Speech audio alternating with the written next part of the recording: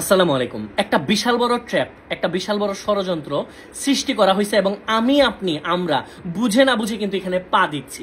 আমি আপনাদেরকে যদি অল্প কথায় বুঝায় বলতে চাই, ছাত্র জনতার ঐক্যের মাধ্যমে, আন্দোলনের মাধ্যমে আমরা যে স্বাধীনতা অর্জন করলাম, যে স্বৈরাচার শাসক গোষ্ঠীকে উৎখাত করে দিলাম, সেই গোষ্ঠীর কিন্তু 0.1% দেশের বাইরে যায় না। ম্যাক্সিমাম কিন্তু স্বৈরাচার শাসক গোষ্ঠীর দোষকেরা দেশে আছে এবং তারা চাচ্ছে এমন একটা সিচুয়েশন এখন তৈরি করার জন্য যেন আমরা এটা বলতে বাধ্য হই যে না ভাই, আমরা তো আগেই ঠিক ছিলাম, এখন তো ঠিক নাই। তারা কিন্তু তাদের সর্বোচ্চ চেষ্টা করতেছে। আপনারা যে কোনো জায়গায় সহিংস কোনো ঝামেলা হইলে আপনারা আগে নিজেকে প্রশ্ন করা শিখতে হবে যে এই ঝামেলা থেকে সবচেয়ে বড় ফায়দা কার। দেখেন, এই স্বৈরাচার শাসক গোষ্ঠী যেটা করতেছে, পরিকল্পিতভাবে সুপরিকল্পিতভাবে মন্দিরগুলোতে হামলা করতেছে যেন আমার হিন্দু ভাই বোনরা রাস্তায় নেমে আসে এবং এই স্বৈরাচারের দোসররা যারা পলায় আছে তাদের যেন একটা পথ তৈরি হয় আমার হিন্দু ভাই বোনদের সাথে, ওরাও যেন রাস্তায় নেমে আসে এবং এটাকে বিতর্কিত করে আরো আন্দোলন করে আরো ঝামেলা সৃষ্টির মাধ্যমে যেন দেশটাকে বিশৃঙ্খল করে দেওয়া যায়। এবং এইটা তাদের একমাত্র উদ্দেশ্য। এই উদ্দেশ্যকে কোনোভাবেই সফল হতে দেওয়া যাবে না। দেখেন, শুধু বাংলাদেশ না, পৃথিবীর ইতিহাসে অনেক আগে থেকেই কোনো আন্দোলনকে, কোনো বিজয়কে যদি কেউ নষ্ট করতে চায় তাহলে হিন্দু মুসলিমদের মধ্যে চেষ্টা করা হয় একটা বিভাজন করার জন্য। ওরা কিন্তু এই ট্র্যাপটা রেডি করছে এবং অসংখ্য আমার ভাই বোনেরা কিন্তু আমরা এটাতে পা দিচ্ছি। দেখেন, আমি কিন্তু কোনোভাবেই, আমি জানি যে বিভিন্ন জায়গায়, বিভিন্ন মন্দিরে অসংখ্য জায়গায় হামলা হয়েছে, এটা অস্বীকার করার কোনো রাস্তা না। আমরা কেউ অস্বীকার করতে চাচ্ছি না। আমরা চাচ্ছি এটা সমাধান, আমরা চাচ্ছি মানব ঢাল তৈরি করতে।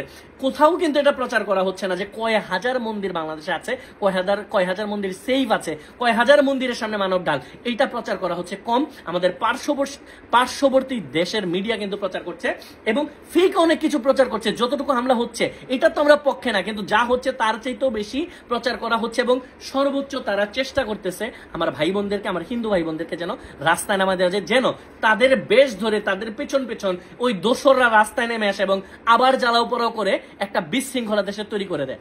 এটা কিন্তু কোনোভাবে হইতে দেওয়া যাবে না। দেখেন, ছোটবেলার কথা একটু মনে করেন। শুধু আমি না, আপনি যে ভিডিওটা দেখতেছেন, আমরা কিন্তু যখন ছোটবেলায় আমরা খেলার জন্য বা কোনো কাজে আমার বন্ধুদেরকে ডাক দিতাম, আমরা কিন্তু কখনোই বলতাম না যে আমার হিন্দু বন্ধুকে আসো তুমি খেলতে আসো বিকাল 4টায়, আমার মুসলিম বন্ধুকে আসো তুমি খেলতে আসো বিকাল 4টায়। আমরা কিন্তু এটা করতাম না। আমরা কিন্তু মানুষকে মানুষ, বন্ধুকে বন্ধু বলতাম। বাট আমাদেরকে এখন বলানো হচ্ছে কিছু শব্দ, যেমন হিন্দুদেরকে আলাদা করা হচ্ছে, মুসলিমদেরকে আলাদা করা হচ্ছে, সংখ্যালঘুদেরকে নাম বলানো হচ্ছে, আমাদের মুখ দিয়ে আলাদা করা হচ্ছে আপনাদের মনের মধ্যে একটা ঘৃণা সৃষ্টি করার জন্য, আমাদের মনের মধ্যে একটা ঘৃণা সৃষ্টি করার জন্য। এটা কিন্তু কোনোভাবে হইতে দেওয়া যাবে না। না আমরা মন্দির হামলার পক্ষে, না আমরা মসজিদ হামলার পক্ষে, না আমরা গির্জায় হামলার পক্ষে, না আমরা পাহাড়ে হামলার পক্ষে। দেখেন, আমরা যদি এখন ডিভাইডেড হয়ে যাই তাহলে কিন্তু আমার শহীদ যে ভাইরা রাস্তায় রক্ত দিছে তাদের সাথে বেমানি করা হবে। আমি আপনাদেরকে একটা শব্দ বলি, এটার সাথে আপনারা অনেকেই পরিচিত হয়তো বা না, পেইড ক্যাম্পেইন। বাংলাদেশে যারা সুশীল, যারা শান্তিপ্রিয় মানুষ তারা এটা জানেন না। আমি এজ এন ইনফ্লুয়েন্সার আপনাদেরকে একটা উদাহরণ দিই। আমাদের ইনফ্লুয়েন্সার, আমার বলতে কথাটা লজ্জা লাগছে যে আমাদের প্রমিনেন্ট দুইজন ইনফ্লুয়েন্সার যাদের নাম আপনারা চিনবেন, তাদের থেকে দুইজন কিন্তু বিট্রে করছে অনেকটা আমাদের সাথে। আমি জানি না তারা কি বিপদে পড়ে করছে না কি চেতনা, ওয়াটেভার, আমার জানার দরকার নেই। দেশের সাথে বিট্রে করছে, তারা করছে কি দেখেন, আমাকে এখানে একটা চ্যাপে ফেলতে চাইছিল। শুধু আমি না, আমার অনেককে, আমি জাস্ট আমাকে উদাহরণটা দিচ্ছি। 5 জুলাই প্রথম যখন আমি ছাত্রদের পক্ষে পোস্ট করি এবং আমি তারপর কবিতা লেখা শুরু করি, আমি যখন গান রেডি করা শুরু করি এবং আরো অনেক ইনফ্লুয়েন্সার, হয়তো কেউ আগে কেউ পরে, আস্তে ধীরে ছাত্রদের পক্ষে আসা শুরু করে, তখন থেকে স্বৈরাচাররা বুঝে গেছিল যে আমরা ইনফ্লুয়েন্সাররা একটা জনমত তৈরি করতে সক্ষম হব। সেই জন্য তারা চেষ্টা করছে কি আমাকে টার্গেট করে চা খাওয়ার কথা বলে একজন প্রমিনেন্ট সিনিয়র ইনফ্লুয়েন্সার, নাম বলে হয়তো সবাই চেনে, আমি নাম বলবো না, আমি কারো ক্ষতি চাই না ভাই, আমি শান্তি চাই। একজন প্রমিনেন্ট সিনিয়র ইনফ্লুয়েন্সার আমাকে চা খাওয়ার কথা বলে বাসার নিচে নামাইছে। আমি যাওয়ার পর দেখি উনি একা না, উনার সাথে একটা মাইক্রো আইন শৃঙ্খলা বাহিনীর লোকজন, এবং উনি বাসায় নিয়ে আমাকে এমন ভাবে কথা বলছে, উনি আমাকে বোঝানোর চেষ্টা করছে তাদের সাথে আর্মস আছে। এবং এখানে একটা এজেন্সি লোক ছিল যারা সরাসরি পিএম কে, তৎক্ষণাৎ স্বৈরাচার শাসকের যে প্রধানমন্ত্রী ছিল তাদেরকে রিপোর্ট করে। আমি বোঝানোর চেষ্টা করছি, একটু বুঝেন, ভালোভাবে চিন্তা করেন। পেইড ক্যাম্পেটা ছিল এরকম, এমন কিছু কথা আমাদের মুখ দিয়ে বলাতে চেয়েছিল যেন আমরা এই যে বিভিন্ন জায়গায় হামলাগুলো হচ্ছে আমরা যেন বলি যেগুলো বিএনপি করতেছে, এগুলো জামাত করতেছে, শিবির করতেছে, বলে জনগণের মধ্যে একটা দলকে আমরা ভাগ করে দিই এবং ছাত্রদেরকে যেন বাসায় যেতে বলি, ঘরে ফিরে যেতে বলি, ছাত্রদের প্রতি যে অবিচার হচ্ছে সেইটা না বলে যেন ছাত্রদেরকে ঘরে যেতে বলি। এইটার মাধ্যমে তারা চাইছিল বাংলাদেশের সাথে যেন আমরা বিট্রে করি। এবং শুধু আমি একা না, আমাকে 5 জনের লিস্ট চাইছিল যে এই 5 জনকে তাসরিফ তুমি ম্যানেজ করো। আমি যদি অস্বীকার করতাম, আমি যদি মানা করতাম ইনস্ট্যান্ট, দেখেন সিচুয়েশনটা বুঝেন, বাংলা সিনেমার নায়কের মতো বিষমাইক বললো আমার 5 জন চলে গেল, উড়ে, এটা হবে না। আমাকে যদি তখন আমি অস্বীকার করতাম, আমাকে নিয়ে যায় মাইক্রো দিয়ে নিয়ে যায়, যদি অফিসের মধ্যে বসায় রেখে আমার কাছ থেকে ফোন ফোন নিয়ে আমার পেজের অ্যাক্সেস নিয়ে ভিডিও করে ভিডিও আপলোড করতো, আপনারা কিন্তু বুঝতেন না, ভুল বুঝতেন। এবং এই সরকার চাচ্ছে যেভাবেই হোক, মানে উৎখাত রাগ পর্যন্ত চাইছে আমাদেরকে বিতর্কিত যেভাবেই হোক করে দেওয়ার জন্য, যেন আমরা যেন কোনো জনমত তৈরি করতে না পারি। এটার একটা উদাহরণ দিব একদম লাস্টের দিকে। দেখেন, একটা স্বৈরাচার সরকার পতনের ঠিক একদিন না 2 দিন আগে যখন এক দফা দাবি নিয়ে আমরা কথা বলতেছি, তখন একটা প্রোপাগান্ডা ছড়ানো হয়েছে যে আমরা এতদিন এটার পক্ষে ছিলাম, এখন আমরা এটার পক্ষে নেই।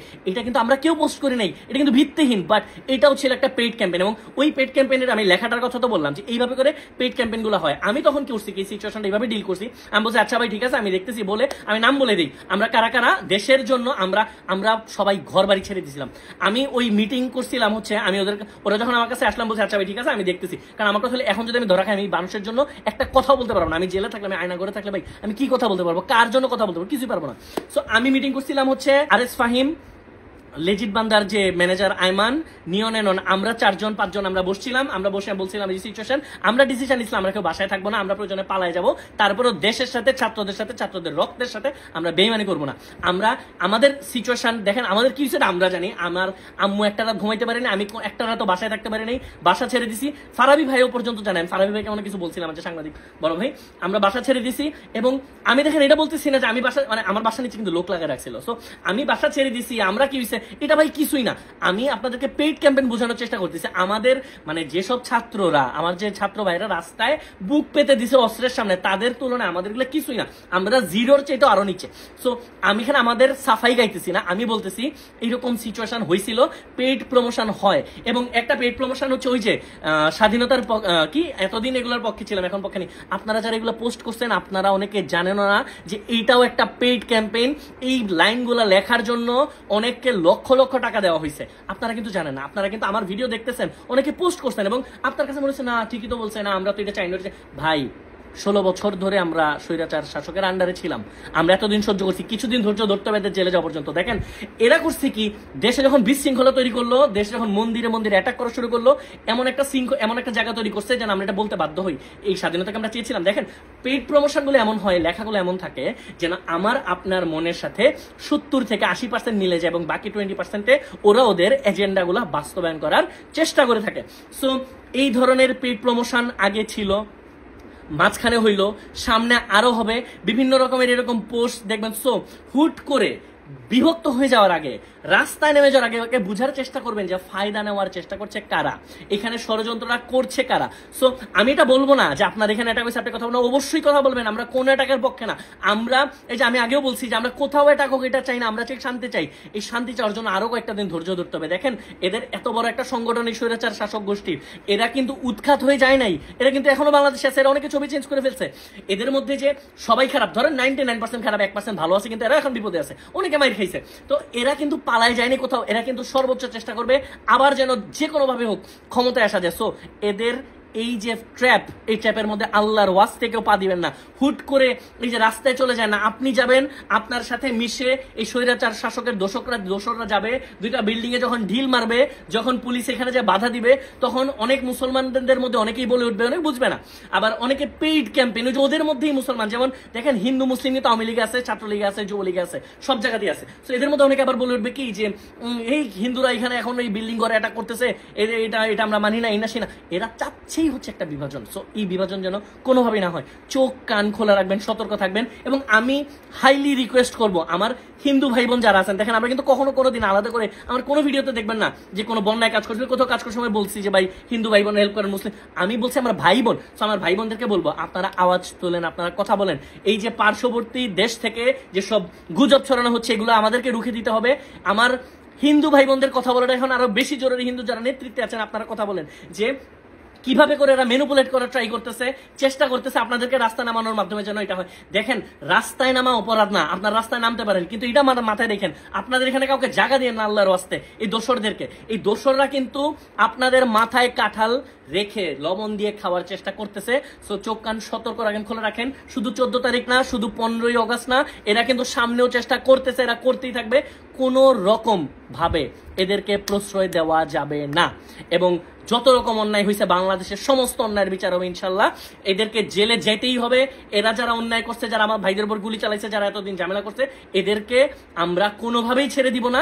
আমরা আইন নিজের হাতে তুলে নিব না। বাট মাত্র এই যে পুলিশও এখন, পুলিশ প্রশাসন এখন আবার আসতেছে সামনে, আর্মিও খুব ভালো কাজ করতেছে। আর্মি ছাড়া তো এই স্বাধীনতা অর্জন করা সম্ভব ছিল না। সো আমরা এদেরকে আইনের মাধ্যমে এদেরকে বিচারের আওতায় নিয়ে আসবো ইনশাল্লাহ। কোনো রকম ভাবে এই স্বৈরাচার শাসকদের প্রভাবে প্রভাবিত হবেন না। চোখ কান খোলা রাখেন। ইনশাল্লাহ আমরা এত কষ্ট করে আমাদের এই একটা স্বাধীনতা আমরা অর্জন করছি, আমরা এটাকে রক্ষা করবো ইনশাল্লাহ। সবাই ভালো থাকেন, সুস্থ থাকেন। আসসালামু আলাইকুম।